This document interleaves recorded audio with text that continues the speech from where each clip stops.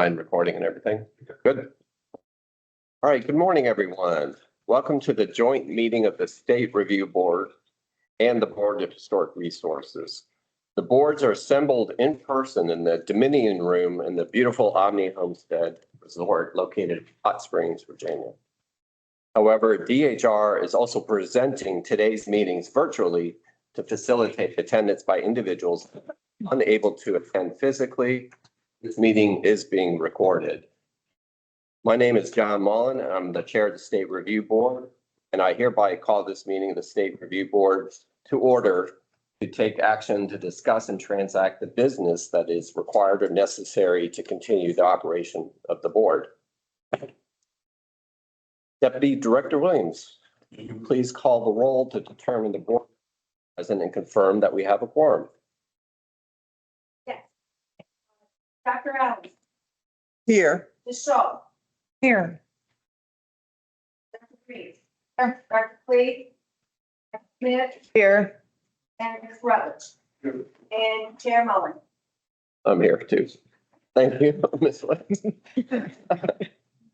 We do have a on behalf of the board, I would now like to read a land acknowledgement statement.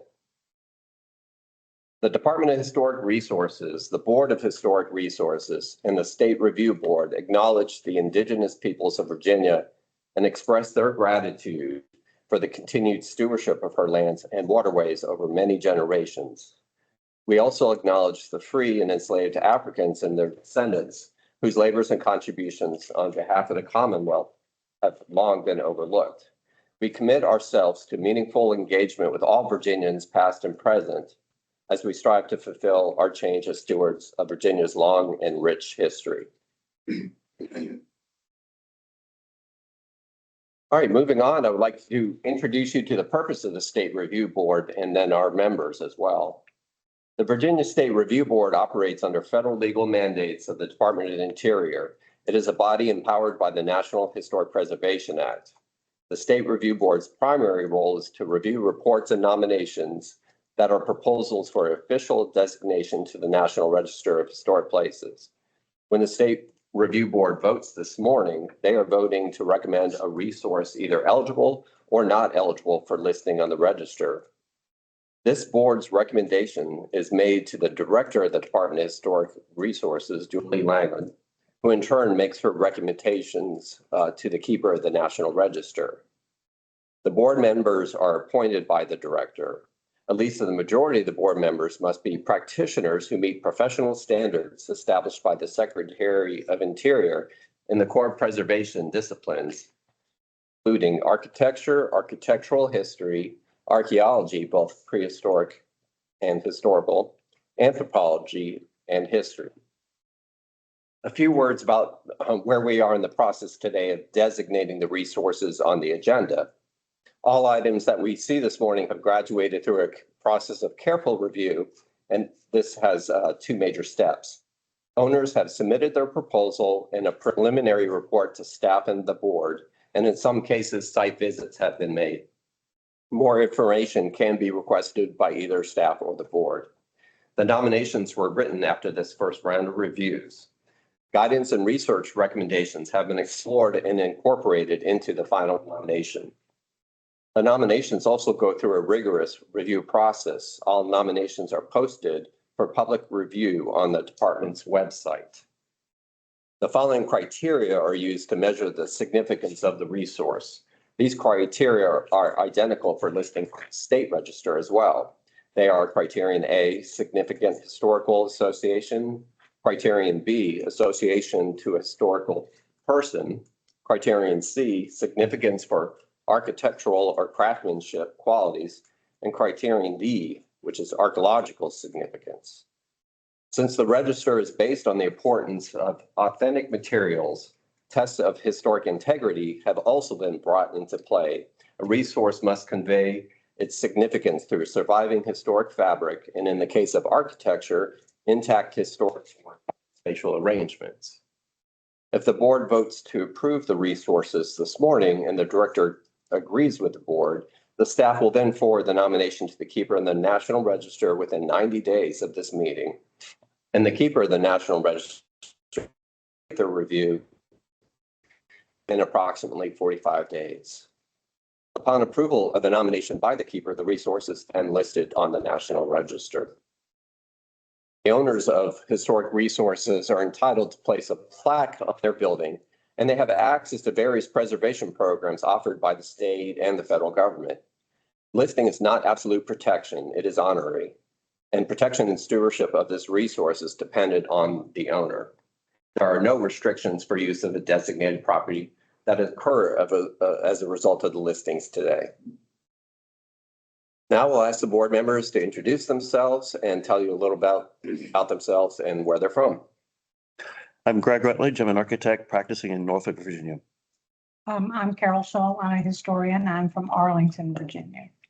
I'm Jody Allen. I'm a historian I teach at the College of William and Mary, and I live in Ashland, Virginia.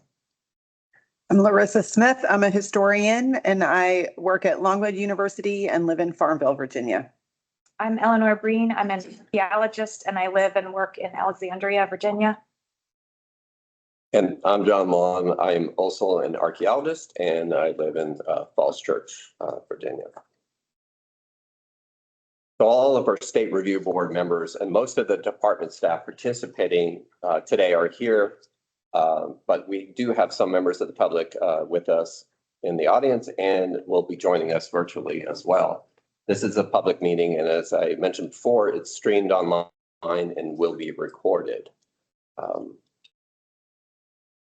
On behalf of both boards, I would also like to thank Lynn Swan, the Director of Marketing and Communications for the Homestead, and Lee Elliott, who is the Preservation Bath, for graciously hosting us today at the Homestead and for our tour yesterday as well. All right, we will move on to approval of today's agenda. Board members, you do have a copy of the final agenda for this meeting in front of you. If there are no questions or comments, I'd like to request a motion to approve the agenda. So moved. Second. Thank you, Larissa. If there's no further discussion, all those in favor, please say aye. Aye. Motion passes. Thanks. All right, we need to approve the minutes from our last meeting, which you should have reviewed online. I don't think there's a printout today. If there are any changes or corrections to the minutes, and if not, again, I would like to entertain a motion to approve the minutes. I'll make a motion to approve the minutes. Thank you, Carol. All those in favor of approving the minutes as written from our June 20th, 2024 meeting, please say aye. Aye. Aye. Motion passes. Thanks. All right, a few more items. Today, we also need to approve the virtual electronic meeting policy that you should have a copy in front of you as well and reviewed prior to the meeting. Again, does anybody have any comments or changes that for the final? All right, well, then may I have a motion to approve the minutes. Make a motion to approve the electronic meeting policy. Second. Thank you both. All those in favor, please say aye. Aye. Aye. Thank you. And I think we have one more item to approve. The 2025 schedule, which was also posted online. So we need to vote on our meeting schedule, which was presented online to you. And may I have a motion and a second for that? So moved. Thank you. Second. Thank you. All those in favor, please say aye. Aye. Aye. Motion passes. Thank you. That ends our little section here. I'd like to now turn the floor over to Julie Langland for the Board of Historic Resources. Thank you and good morning. It's my pleasure to call to order the Board of Historic Resources. I am standing in temporarily until new officers are elected in just a couple of minutes. This is a situation that has only occurred a couple of times that I remember when we've had a chair and vice chair's terms end before elections are held. So we don't have an officer right now, but we will in just a couple of minutes. Deputy Williams, could you please call the roll? Ray Pollard. Here. Here. Here.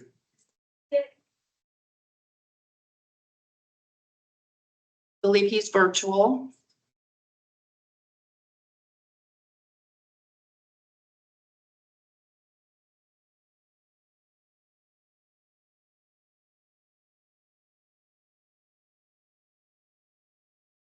Basket.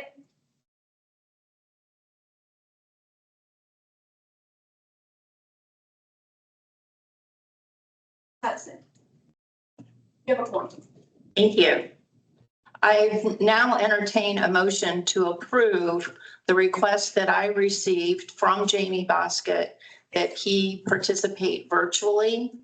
He does not count towards a quorum, but with approval of his request to participate virtually, he can vote on items today. And that request conforms with the virtual meeting policy. I'll make a motion to approve that Jamie Basket can attend the meeting virtually. Thank you. Is there a second? Second. Thank you. All in favor? Aye. Opposed? Thank you very much. Next on the agenda is the election of officers. We are going to be electing a chair and a vice chair. And is there a motion?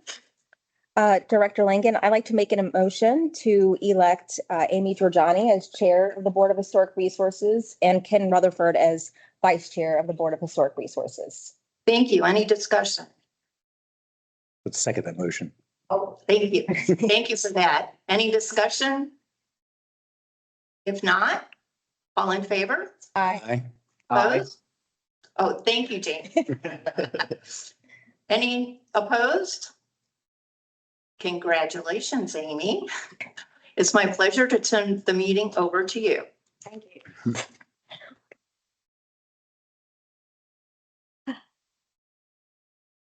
Find our spot. I've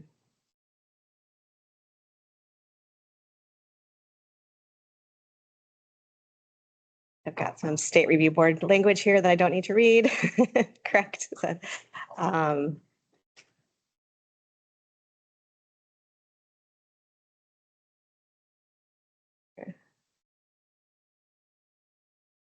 Welcome to this joint meeting of the State Review Board and Board of Historic Resources. Thank you again to our host and to John Hess for taking us around yesterday. Appreciate his time. My name is Amy Giorgiani. I am the chairman now of the Board of Historic Resources. I hereby call this meeting of the Board of Historic Resources to order. Could Ms. Williams, we already did the roll call. Okay.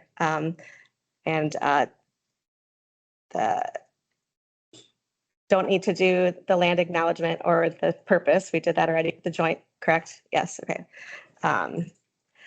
The board is primarily responsible for designating historic landmarks of local, statewide, and national significance, establishing historic preservation practices for the care and management of our Virginia historic landmarks, designating state recognized historic districts and archaeological site zones, approving highway markers, reviewing programs and services of the department, and making recommendations to the department, director of the department, and governor regarding programs and services. And in order to preserve important sites and buildings in perpetuity, accepting voluntarily granted gifts of preservation easements over historic properties to the Commonwealth. The governor of Virginia selects members of the board from volunteers and professional leaders of Virginia's history, preservation, and museum communities. Votes taken during this meeting are official actions of the Commonwealth of Virginia's Board of Historic Resources. I would now like to have each of the board members present to introduce themselves and say a little bit about themselves, starting with where they're from, starting with Mr. Tripp. Tripp Pollard, from Chesterfield County, Virginia, and am the Land and Community Program Director for the Southern Environmental Law Center.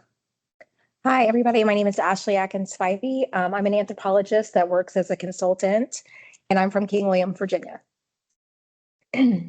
Yes, I'm Martin Towns. I'm also from King William, Virginia. I am the deputy butler at the Executive Mansion. I'm also the mansion historian, and I have a background in anthropology. And we've got one member online. Good morning, Jamie Boskett. I work at the State History Museum, the Virginia Museum of History and Culture, and live in Richmond, Virginia. Great. And welcome to our new members, Jamie and Ashley. It's great to have you on board. As I said earlier, my name is Amy Giorgiani from Falls Church. My background and graduate degree is in historic preservation. I spent over 20 years implementing and as well as working to authorize and reauthorize into law many components of the National Historic Preservation Act over the years. It's an honor to chair our Commonwealth Historic Review Board, and I thank Governor Youngkin for this opportunity. I believe we have a quorum today's meeting and one member listening virtually. We also have members of the public here today, as well as ones joining virtually. This is a public meeting, will be streamed online, and the online feed will be recorded. And again, thank you to our host for making this all possible today. Board members, the format of today's meeting has been noted, and you also have the final agenda for this meeting in your packet. Are there any questions or comments on the format of the agenda? If none, can I have a motion to approve the format of our agenda for today's meeting? Move to approve the agenda. Second that. And no need for roll call. I'll say aye in favor. Aye. Okay, any opposed? Okay, so that motion is approved. If you could please turn your attention to the minutes that were provided earlier from our last meeting on June 20th in 2024 in Winchester. Does anyone have any changes or corrections that need to be made to the minutes? Unheard. Can I have a motion to approve the minutes as presented?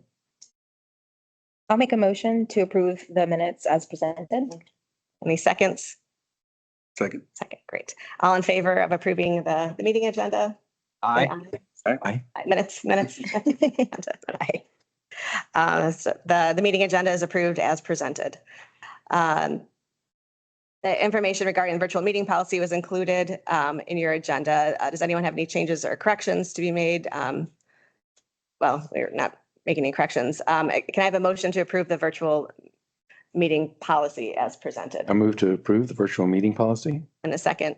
I'll second that. All right, all in favor of approving the policy as presented, please say aye. Aye. Any opposed? No. So the virtual meeting policy is approved as presented.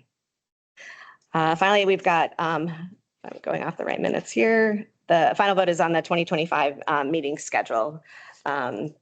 Is there a motion on the 2025 meeting schedule for the board? I'll make a motion. Oh, I'm sorry. Good. Okay.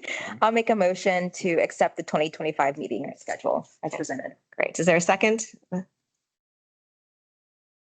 Second. Thanks. So all in favor of approving the 2025 meeting calendar schedule, please say aye. Aye. Aye. Any opposed? Okay, we've got an approval on the 2025 meeting schedule. I would now like to turn the floor over to Director Langland for, or no, actually, so we're going to have a welcome with Lynn Swan, the Director of Marketing. Okay. Welcome. Oh, great. Thank you. To make it like come clear.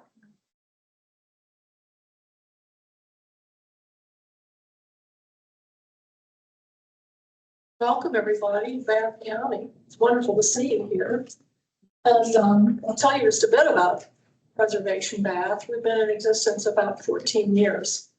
And I think like a lot of grassroots organizations, it started as a conversation between friends. Janice McWilliams and I were very concerned about the condition of the Warm Springs pools. This was several years before Omni arrived in the county. So we put a notice in the paper, anybody worried about the pools, come to a meeting, and that's how it started. And prior to Omni's arrival, we spent several years trying to keep public focus on the importance of the buildings. And we were pretty relentless about that. We did interviews, we did newspaper stories, everything we could think of because we knew the buildings had to be saved. And that was our primary focus for the first few years. Then Omni came and commitment to restore the buildings, which, as you can imagine, made us very happy, gratified. And then we had got our nonprofit status, and at that point, we changed our name. We called ourselves Friends of the Pools. And then we changed our name to Preservation Bath in honor of Preservation Virginia, our role model and inspiration. Because we knew that our job wasn't done. We knew that we would have many other preservation challenges in the county. And I have to say, we've not run out of things to do, and I don't think we ever will. But we did, we started an annual awards and lecture series, which has been going on now 8 or 9 years. We did come up with some preservation guidelines and design criteria for the county, trying to make architectural standards part of their goal.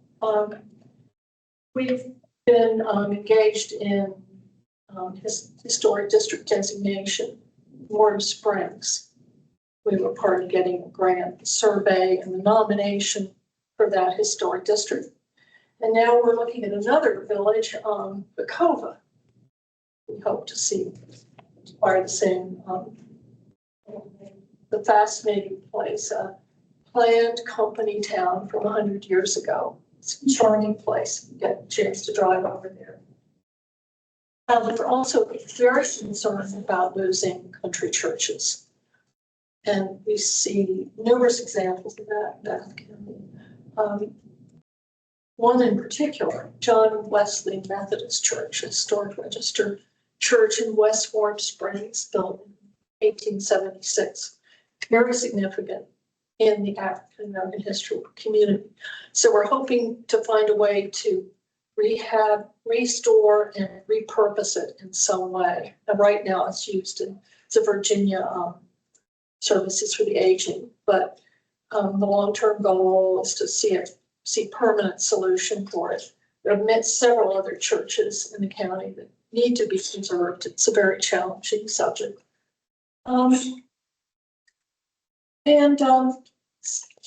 We also have a fascinating new project. Our Ingalls Field Airport has an original airport terminal dating from the 1920s. Where Lindbergh actually landed. I guess he landed a lot of places, but it's still important. So we're hoping to preserve that little building. It's just a small wooden building. It actually has a ladder to a little crow's nest where they would, use flags to signal the aircraft coming in. So that's another thing. So I think that the organization will continue even though our primary goal has been accomplished with the incredible restoration of Warm Springs pools. And you can imagine how happy it makes us because before Omni arrived, every night when there was a storm, I wondered if the pools would still be there in the morning. So anyway, it's been a magnificent restoration. If you haven't seen it, I hope you can go up the road to take a look. And in any case, it's wonderful to have you here, and I'm looking forward to the meeting. Thank you very much. Thank you. Thank you.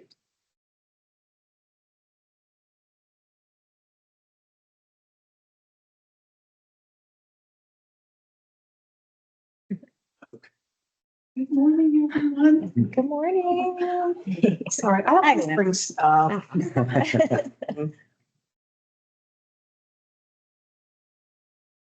Thank you, Lee. Now we've got Lynn here to speak to us. Yes, so I am Lynn Swan. Great to see everyone this morning. Sorry that I didn't get to meet some of you yesterday when we did the tour, but on behalf of the Omni Homestead, we are absolutely thrilled to have all of you here. Mark Spinoni, who is our managing director, is sorry that he can't be with you, but he is on a cruise through Alaska right now. So I think he's having a really good time.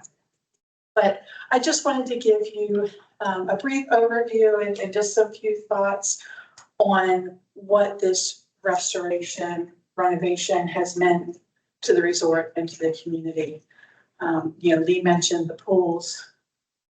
That is huge and has meant so much to so many people. Those of you that were on the tour with John and I yesterday afternoon, I think you could tell that we are both very excited with the work that's been done and how the design team really paid tribute to our history. There's a renewed sense of pride within all of the associates, and I would even say, within the community and beyond.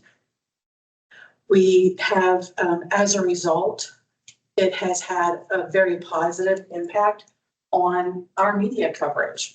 So last October, we had the grand reopening, a celebration, if you will, and we invited media here from all over. We had some from New York, some from Atlanta, but as a result, and I've been in PR for more than 25 years, so for me to be able to say this still gives me chills. We had, within about 30 days time, feature stories in Town and Country, Travel and Leisure, Condé Nast Traveler, Sherman's Travel, Photos, Forbes, and I'm sure I'm even forgetting some. And that was all earned media coverage with thanks to our PR team in New York. We've also seen feature articles on the Warm Springs pools just this year in Town and Country and Real Simple. So I'm going to go ahead and pass around a few of these magazines just so you can see them.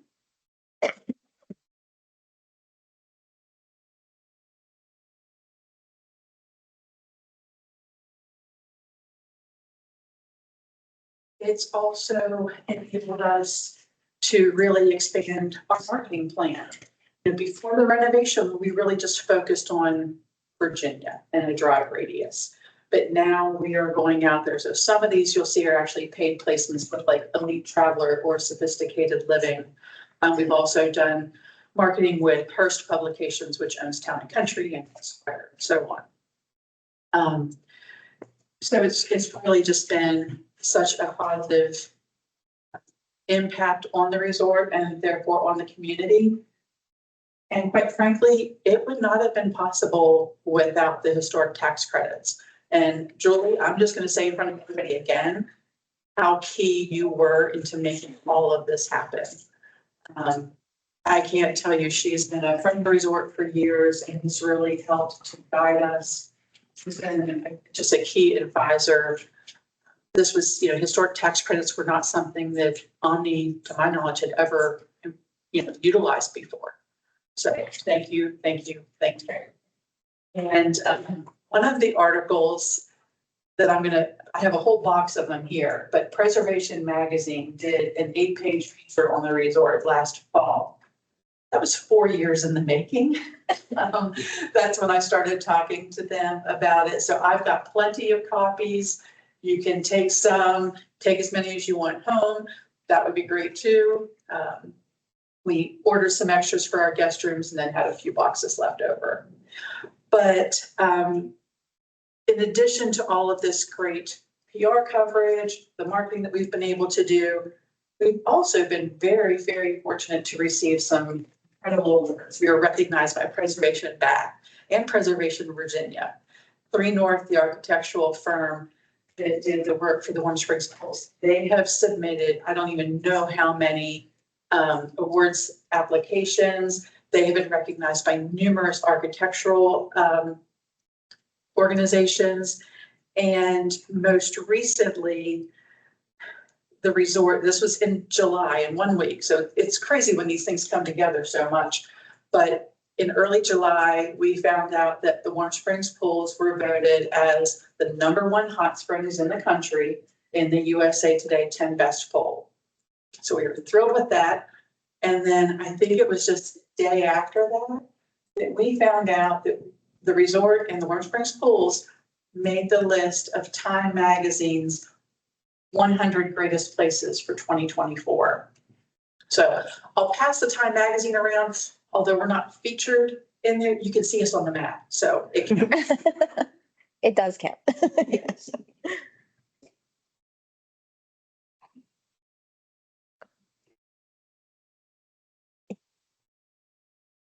This is the Preservation Magazine article.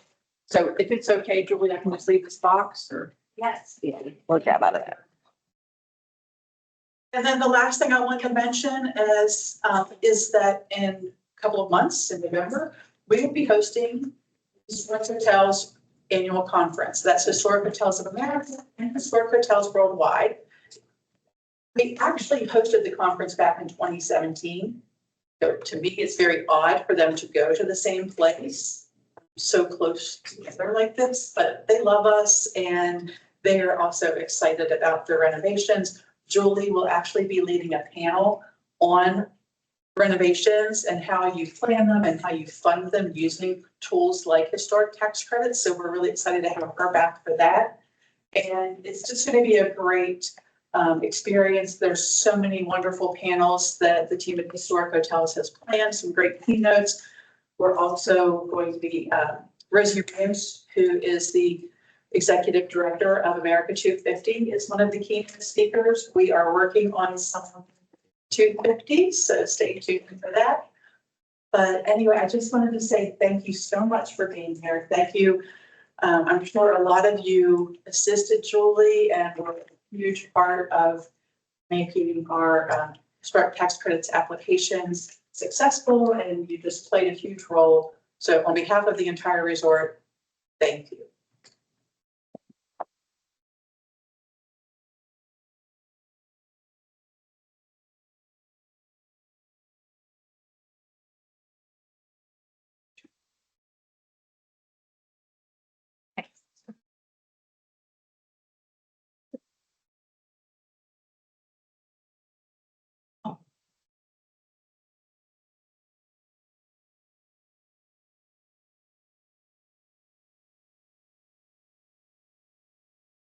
Ready for me? Oh, yeah. Thanks. Thank you, Lynn. Thanks. You can continue to circulate the magazines and then I'll collect them and run them up to Lynn's office. But there is this whole box of the National Trust magazine, and you're welcome to take as many copies of those as you would like. We have a couple of other people in the audience who were involved early on in the fight to save the bathhouses, and they include Carol Scholl and Jody Lehendro, who were on the advisory committee along with me, working with Preservation Bath and the hotel. And I think I speak for all of us. It's a dream come true. Get very emotional. I would like to extend my own personal welcome to the two new board members on the Board of Historic Resources. It's a real pleasure to have Ashley Spivey back. What some of you may not know is that she served previously, I think, 2 terms. And during those 2 terms served as chair and vice chair. So she has a lot of institutional history, and it's wonderful that she is back among us. And then, of course, Jamie Boskett, president of the Virginia Museum of History and Culture, key partner to the Department of Historic Resources. And it's just wonderful that he will be working with us going forward. He would be here today were it not for a previous commitment. So we look forward to seeing Jamie in December. I'd like to recognize that we have Andrew Tarn with us from the Office of the Attorney General. Thank you for getting up so early and driving over from Richmond this morning. And I do have a few other people I just want to recognize and say thank you to. Of course, the Homestead. They have been so gracious in welcoming us and extending such warm hospitality. If it were not for them, we would not be meeting here because we have a rather limited budget, as most of you know, but they made it possible for us to be here. And thank you, Preservation Bath, for all you've been doing. We look forward to that Bacova Historic District. Can't wait for that. Our hosts last night at Oakley Farm, Cornelia and Will Hodges, great stewards of an easement property, and we all enjoyed seeing that last evening. And Tucker Lemon, who just left the board because of term limits, or his term expired. He was our past vice chair. He joined us last evening and hosted the pre-dinner reception, and we really appreciate his generosity and his continued interest in the work of the department. And finally, the department staff. It's, as I've said before, every time we go on the road, it is, I was going to say twice as much work. It's more than that. It's probably 4 times as much work. And I want to thank all of them for what they've done to make this meeting successful. A few comments about staff. Austin Walker joined us in June, and he's sitting right up here. He's an important person for all the board members to know. So this is his second meeting. He is in the position of the register coordinator, the position previously held by Lena McDonald. And so he is a key member of our team, planning for these meetings and getting nominations ready to go on the agenda. We have some updates on some of our vacancies, and you've heard me say before that we've had an unprecedented number of vacancies, and we've been working hard to fill those. It's been very challenging, though, and some positions we've had to post multiple times, but we are making some headway. We have a new curator of our archaeological collections, and that is Allison Mueller, and she's doing a great job. And then replacing her as the assistant curator, I'm going to try not to butcher this. Serena is easy, but her last name, Soterakopoulos, it's Greek, Soterakopoulos, has taken Allison's previous position. And then I think you all know that Mark Wagner retired in June, and Joanna McKnight, who you all know, as Mark's assistant, has moved up into his position full time, and we couldn't be more pleased. So congratulations to Joanna. We now have to backfill her previous position. On the admin side, we've been especially challenged. And the good news is that we have a new CFO starting next week. We have been without since December.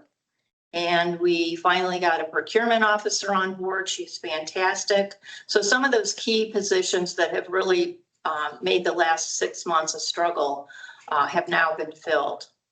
We're also conducting interviews for a vacant architectural historian position in the Division of Review and Compliance. And soon we'll be conducting interviews for the Deputy Director of Preservation Programs. That is a position that the agency once had but lost to budget cuts, and we've been trying for 10 years to get back. And in the last budget, we were successful. So we're really excited that we'll be filling that position, and that will be someone who has a key role in planning the board meetings and will be present. You will get to know that person beginning in December. We have an ag coordinator position that is on its second recruitment that requires some experience. It's very hard to find, very high in demand. So fingers crossed there. We will be filling a new grants position to help coordinate the Virginia 250 Preservation Fund. So if you know someone who is looking for a position like that, you might want to pass that along to them. So we are making a lot of progress, and I look forward to you getting to know some of these new people. I'd like to say just a couple words about the upcoming General Assembly session, and you may think, well, that's not upcoming. Well, to us it is. We've been preparing since June. We no sooner end one session and we start preparing for the next. So we have put forward requests, and as you know from previous reports, we put forward the requests. We don't know if they will be included in the governor's budget until December. But we are asking for increased funding for general operations because our costs have gone up, but our appropriation hasn't. And so it's getting harder and harder to do just about everything. And so we're asking for increased support for operations. We have another request in for IT support so that we can have some of our standalone systems start to talk to one another and be interactive. And then we are asking for funding for the NAG Pro coordinator. I was really encouraged last week when Virginia Forever put forward its budget proposals. They sent Governor Youngkin a letter outlining what they would like to see him include in the budget. And they included an additional $5 million for the BIPOC fund. And I think that's something that would have considerable support. So fingers crossed there. And they're also requesting increased funding for the VLCF fund. We will not have any legislation of our own this year, no bills, just budget. So much of what we are focused on right now is grant related that I wanted to just provide a few highlights about some of our grant programs. We are administering more grants than we have ever in the history of the department managed, and it's taxing a lot of people, which is why we need to add that additional grants coordinator position. In addition to numerous National Park Service grants, and we're very successful in applying for and getting some of those special preservation funds that they have available. We have all of the General Assembly pass-through grants. We have CLG grants, the cost share program, the threatened sites program. And those are all just going along as normal, but just a couple highlights. I want to call out the success of Amanda, who's back there, who wrote a second grant proposal to the Paul Brune Fund. That's a National Park Service grant. She was successful in getting $750,000 a year ago for development projects in Southwest Virginia. She just got us another $750,000. So 1.5 million for Southwest Virginia. Thank you, Amanda. You've heard a little bit about this new fund, the Virginia 250 Preservation Fund. We invited applicants to submit pre-apps so that we could determine whether or not first they were eligible grantees, and secondly, whether their project would be eligible for this program. And we didn't want to require a potential grantee to go through the trouble of a complete application before we answered those two questions. So we invited people to submit a pre-app. We gave them about 30 days to do it. We thought there would be interest. We received 227 pre-apps. We have a fund of $20 million, and the total of what those 227 were requesting was $137 million. So there is a need out there, which we knew existed, but I had no idea that we were going to get that kind of a response. And that in turn creates a huge workload. So we had to review 227 pre-apps. And now we have selected those that meet the basic requirements and invited them to submit the full application.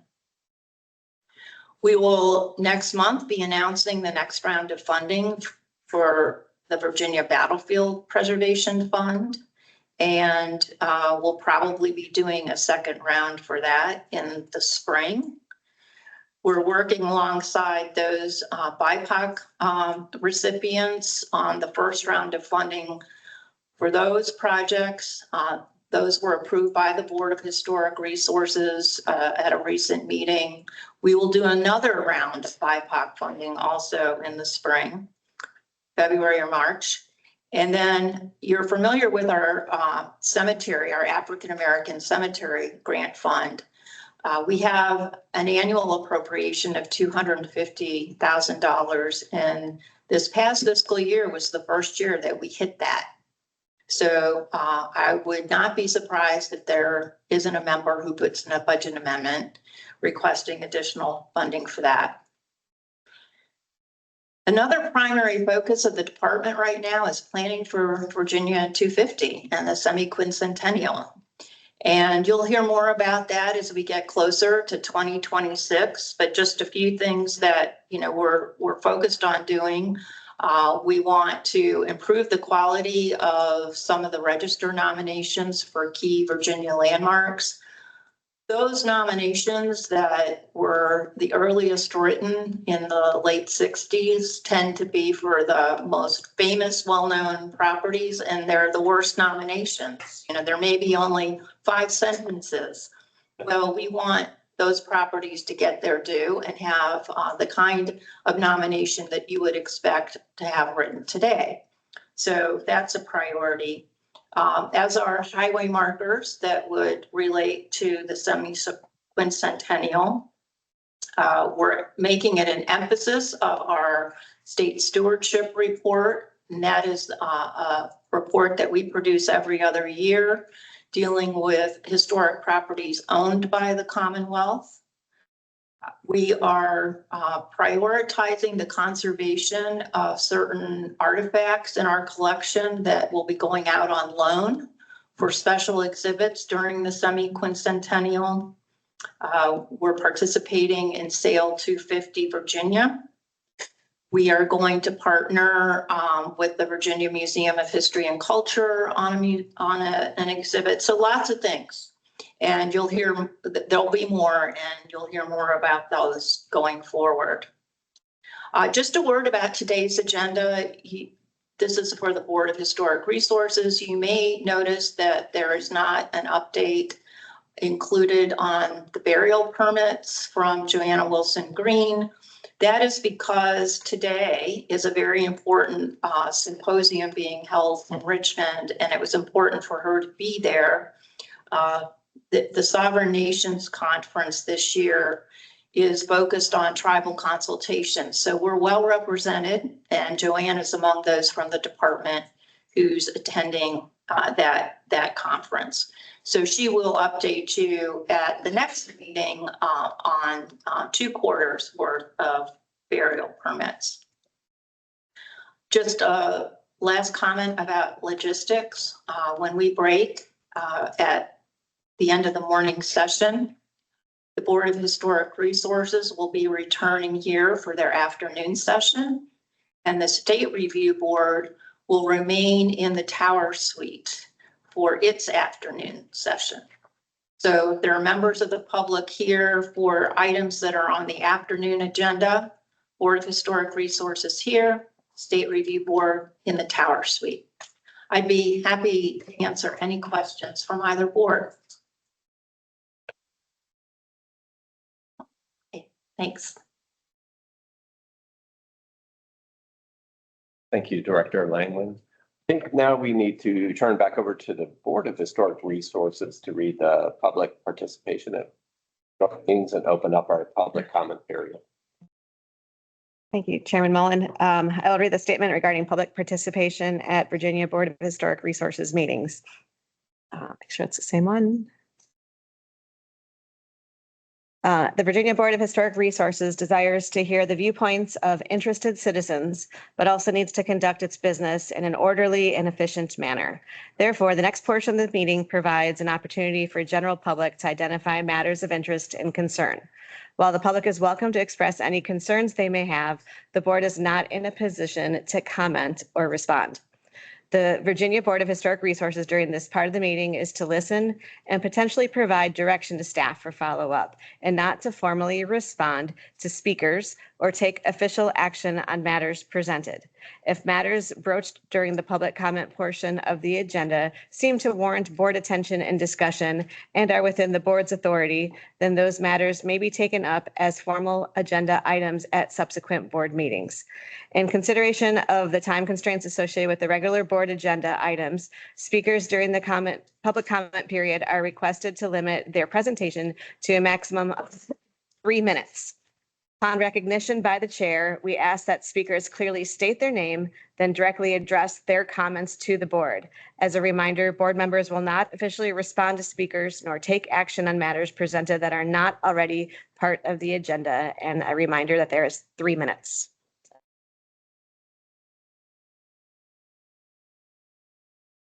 Thank you, Chair Giorgiani.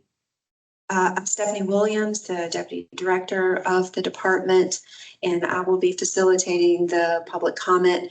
We did not have anyone sign up for in-person public comment this morning, so we'll move directly to virtual. Also, as a reminder, we had the registration open for public comment until 5 p.m. yesterday. We have 4 that had registered to comment by that time. The first is Parker Agilesto. However, I do not see him on my attendee list, so I'm going to move to Gray Montrose, who I also do not see on the attendee list. So I will move to Allison Ramsey, who is with us. And Ms. Ramsey, if you can unmute your mic and begin your comments. Thank you.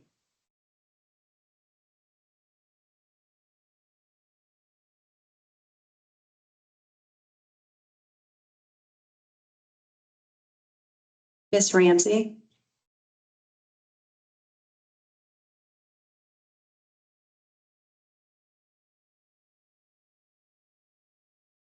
Ms. Ramsey, you may unmute your mic and begin your comments. All right, I will move to the last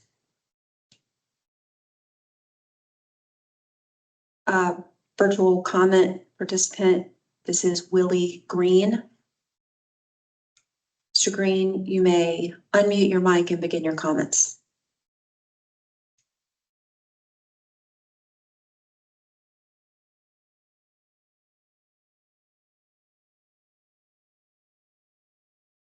Mr. Green or Ms. Ramsey.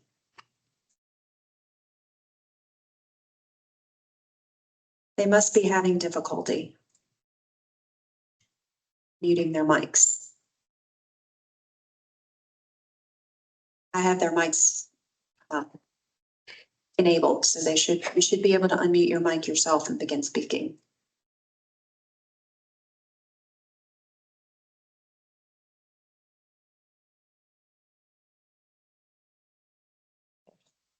There a chance for public comment at the afternoon sessions? There is a chance in the afternoon. Thank you, Chair Mullen. Beginning at 1 p.m. Mr. Green, Ms. Ramsey, you may feel free to email me and we can get you into the public comment for the afternoon and perhaps try to talk. Can you hear me? There you go. There's Mr. Green. Good morning. Okay, good. Thank you. Good morning, esteemed members of the State Review Board and the Virginia Board of Historic Resources. My name is Willie Green, and I proudly serve as the mayor of Galax. It's a great honor to speak in support of the Roosevelt Field School as you consider its nomination for the National Register of Historic Places and inclusion in the Virginia Landmark Register. I do want to apologize for not being able to be there in person, but very thankful, to be able to do this virtually. As one of the last students to graduate from this historic school, I can personally attest to the profound impact on our community. The Roosevelt Field School represents not just an educational institution, but a cornerstone of our cultural heritage and a symbol of resilience in the face of adversity. After my time at the school, I returned to Galax to own and operate several businesses, always inspired by the values installed in me at Roosevelt Field.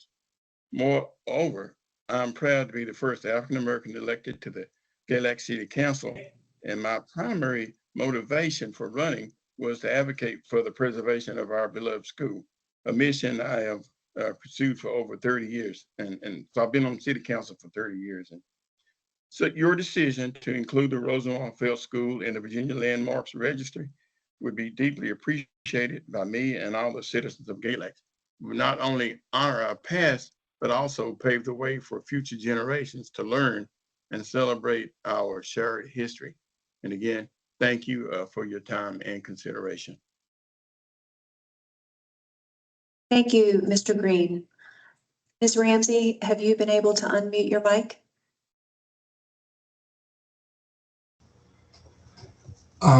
Hello, my name is Eric Probsting. Allison Ramsey's having a hard time unmuting her mic right now. All right, well, we'll need to move on. Would it be possible for me to deliver her address? Sure, Okay. absolutely. All right. This is on behalf, my name's Eric Probsting. I'm the Director of Archaeology and Landscapes at Thomas Jefferson's Poplar Forest. So this presentation's on behalf of Allison Ramsey, who's the President and CEO of the Corporation for Jefferson's Poplar Forest, the nonprofit organization that operates Thomas Jefferson's Retreat Home and Plantation located in Bedford County. I greatly appreciate the opportunity to speak to you for a few minutes in support of the updated and amended National Register nomination form for Poplar Forest, and regret not being with you in person today. We've reached an exciting moment in Poplar Forest history with the completion of the 34-year-long restoration of Poplar Forest Jefferson's Retreat in 2023, the restoration of portions of the ornamental landscape at Poplar Forest thanks to the tremendous generosity of the Garden Club of Virginia, and the opening of a new 2-mile entrance road, the Poplar Forest Parkway, and associated trail system in 2022. With respect to our nomination, we're grateful to the Watts family who owned Poplar Forest and James W. Moody Jr. of the Virginia Historic Landmarks Commission, who filed the original National Register listing in 1969, beginning the formal process of recognizing the extraordinary history of this place. After years of research and restoration at Poplar Forest, it became clear that the 1969 listing needed to be updated to current standards. The original listing was missing many key features, and the brief narrative was reflective of the limited research about the property 55 years ago. The update provided the opportunity to more fully assess and protect existing resources. Our staff began the revision process in February 2023, just as we prepared to celebrate the corporation's 40th anniversary, a very appropriate time for a thorough update and review of our accomplishments.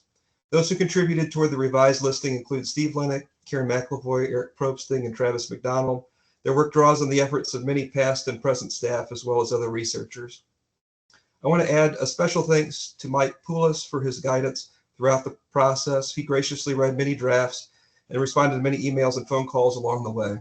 In closing, I hope you'll consider our nomination favorably this morning. I regret that I'm not able to stay for the duration of the meeting. However, my colleague, Dr. Eric Probsting, Poplar Forest Director of Archaeology and Landscapes, and one of the authors of the nomination, will be available during Mr. Poulos' presentation and our updated nomination to answer any questions as needed.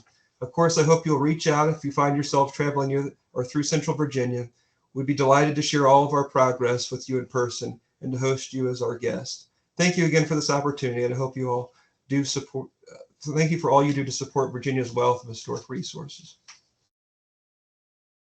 Thank you so much, Mr. Probsting and Ms. Ramsey. I still do not see the other two registrants for virtual public comment, so that concludes the public comment.